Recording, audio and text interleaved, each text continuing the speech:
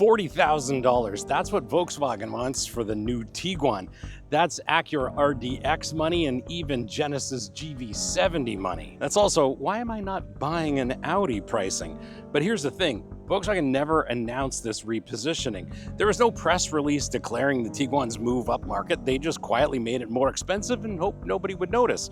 So the question becomes, did they actually make it better? Or are we paying luxury prices for a Volkswagen with fancier stitching inside?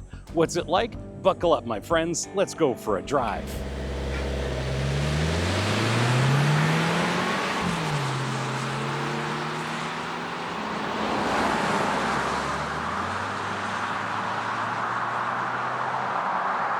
I'm your host, Brian Makse, racer, lover of driving fast, fun things. And on this channel, you get reviews for drivers from drivers. Now, here's what's at stake for Volkswagen. If they got it right, then they're able to deliver more premium features and a luxury driving experience at a more accessible price point.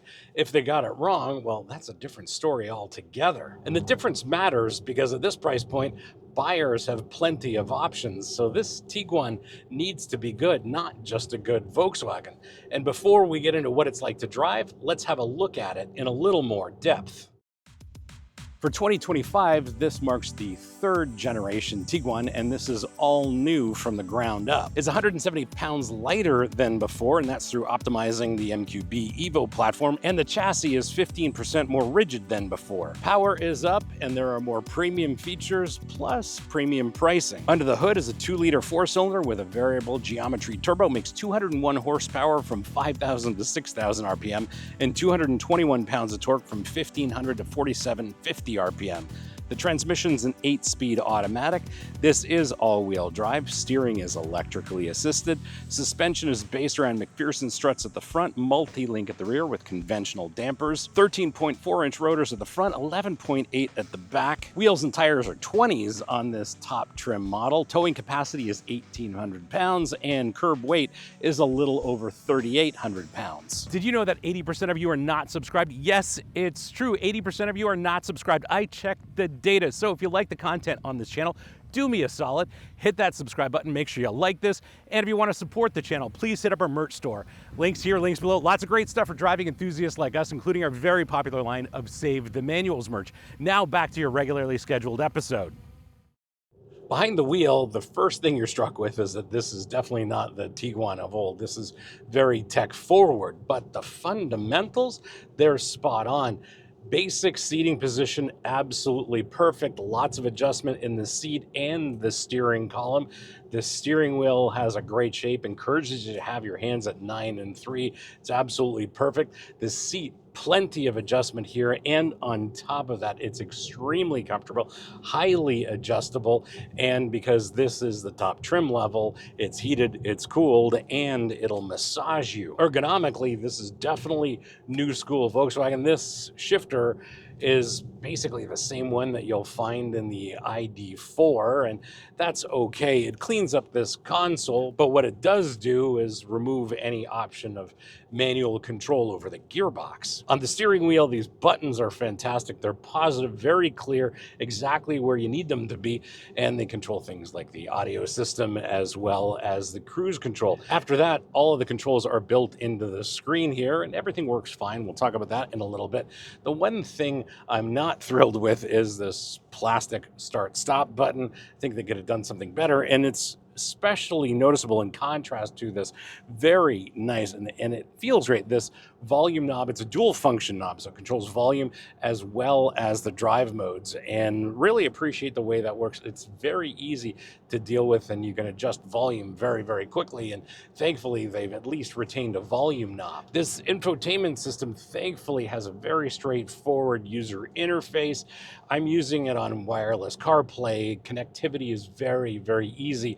And what that allows me to do is stick my phone here. There is a wireless charger here, and apparently this is cool down here, but I'm not quite feeling it. In terms of spaciousness, well, there is plenty of room here. Lots of headroom, lots of room here in the front row for you and your passenger. In the second row, it's enormous. I'm very comfortable back there.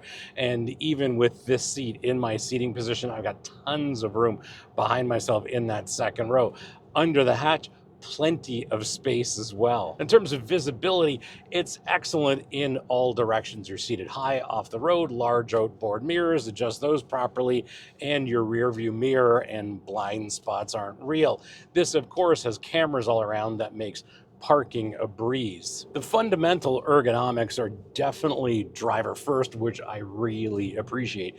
Thanks, VW. The primary controls are all positioned where you want them, which matters most when you need to make adjustments without taking your eyes off the road. One nice touch is that the A-pillars are thin enough that you can see through corner exits without playing hide and seek with these structural supports. And it's this kind of thoughtful design that tells you Volkswagen still has engineers and designers who enjoy driving. And with this new Tiguan, you step inside and you experience what Volkswagen is calling premium cabin ambiance. That's probably marketing speak for we hired somebody who actually understands interior design. The quilted leather seats look like something from a Bentley showroom, complete with diamond stitching that probably cost more to engineer than my college degree. The American walnut wood trim is real, not the fake plastic stuff that fools absolutely no one. It's the difference between actual maple syrup and whatever that brown corn syrup is at the grocery store. This interior legitimately competes with entry-level luxury brands, which explains why it costs entry-level luxury money. And the thing is, the materials all feel expensive because they are expensive, and that definitely translates to a premium experience inside this cabin. I have to say, interior quality here is top-notch, and I think it's better than all of the Tiguan's traditional competitors by a long shot, and that's what they've done with this 2025 model, because some of the competition seemed to have peaked at functional beige, planted a flag, and stayed there. Now, in the interest of science, as far as we get serious about science on this channel, let's launch this Tiguan, shall we? Let's.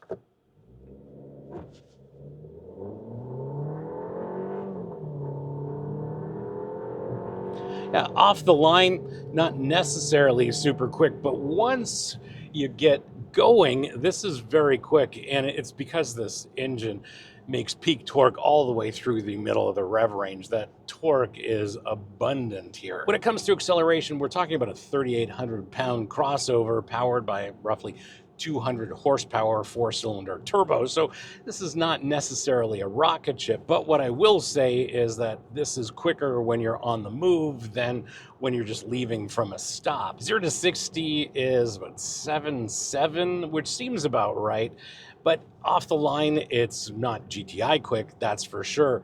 But when you're on the move, accelerating up to speed, accelerating onto the freeway, there's no shortage of torque here. And that peak torque is right in the middle of the rev range, exactly where you want it, exactly where you're going to need it on a day-to-day basis. Now, under moderate to heavy acceleration, there's a little bit of that four-cylinder engine noise that comes into the cabin. But when we're cruising here, this cabin is absolutely quiet and there's no engine noise to speak of whatsoever. This is just a nice, comfortable, relaxed driving experience. The 8-speed automatic does exactly what you expect it to do. Shifts are smooth. You can put this in sport mode and then a sport transmission mode, which holds onto gears a little bit longer and downshifts a little bit more eagerly. But what I am missing here is definitely some manual control over that gearbox. I'd love to test this 4-motion all-wheel drive system, but in my week with this Tiguan, we haven't even had a drop of rain. So forget about testing this in any kind of low grip conditions. Maybe we'll save that for the winter. Not that I really want to think about winter right now when it's 85 degrees and humid outside. The way this engine delivers power and torque is a great reminder that the Germans still know how to build fantastic engines. They've done a bunch of things, including adding that variable geometry turbo, and as complex as it is, it actually just works. At the end of the day, it's engineering that properly properly serves the driver, not just the EPA fuel consumption test cycle. Power and torque delivery reveals a lot about how Volkswagen has engineered this engine. The turbo spools up with no drama, delivering torque in a linear fashion that builds predictably with throttle input. Peak torque arrives at 1500 RPM and stays until 4750 RPM, which means usable power where you actually need it, merging onto highways, passing slower traffic, or executing the perfectly timed overtake when the passing zone is shorter than you'd like. The 8-speed automatic is paired perfectly with this engine. It shifts smoothly, seamlessly, and exactly when you want it to, which suggests someone actually calibrated this thing for real-world driving. It's certainly not exciting in any traditional sense, but it is extremely competent when you're using this Tiguan as it's intended. Sure, this is a crossover and you shouldn't expect GTI grade dynamics, but does share some of the platform architecture with the GTI, and some of that DNA is very clear here because the steering's great, the braking's great, and the handling is very competent. Compared to a lot of the competition, the steering is nice and quick. It's also strong on center. It's got nice heft and weight to it, but there's not a lot of feel or feedback that comes through the steering wheel. There's a bit of chassis feedback, which is definitely appreciated if you do enjoy throwing this around in the corners. The big dynamic highlight for me is the braking, and it works great in all situations.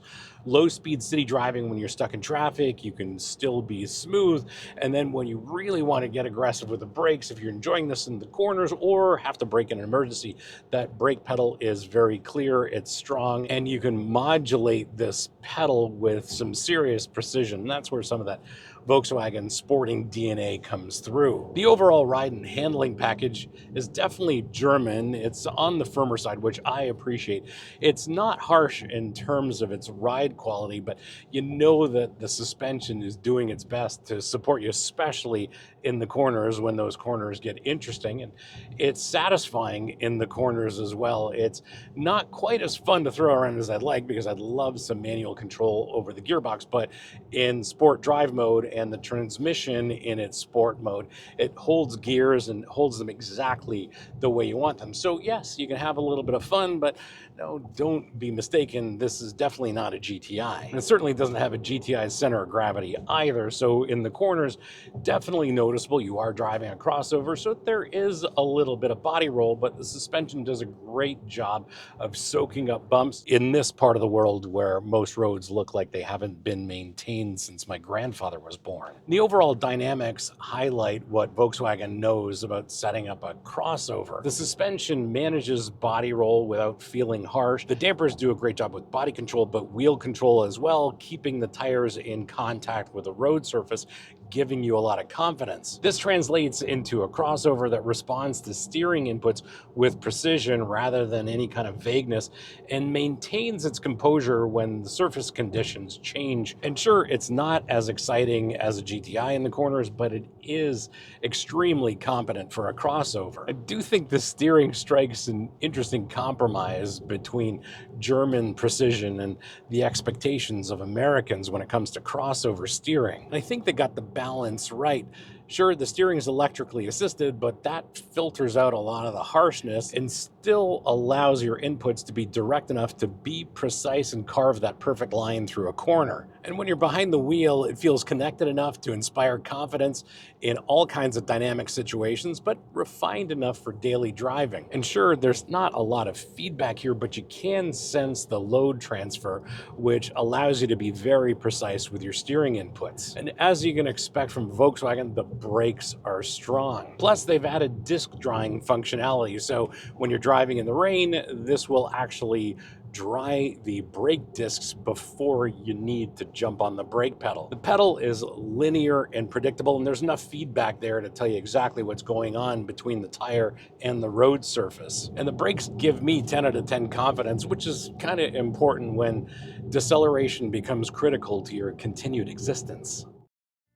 How do you spec yours? Well, I do have some thoughts, and I think it's a fairly easy question to answer. What you are looking at is a 2025 Volkswagen Tiguan SEL in the States, or a Highline here in Canada, R-Line, and it's finished in this stunning Monterey blue pearl paint. The interior is Grigio VTEX in the US and Grigio leather in Canada. Base price in the US for an S front-wheel drive Tiguan is $30,245, and as tested, this is $39,775. In Canada, base price is $36,495 for a Trendline 4Motion Tiguan, and as tested, this is $47,495, and these prices are before freight, taxes, fees, etc. Now, the value proposition comes down to one thing, and that's whether you think Volkswagen can get away with charging luxury prices. The product definitely feels premium. The materials, the tech, the driving experience compete directly with brands that cost similar money. Loads of standard equipment that typically costs thousands of dollars extra elsewhere. But you're betting on Volkswagen's ability to maintain that premium feel longer than your ownership experience. And at this price, I think you're betting on Volkswagen's promise that their German engineering has evolved, and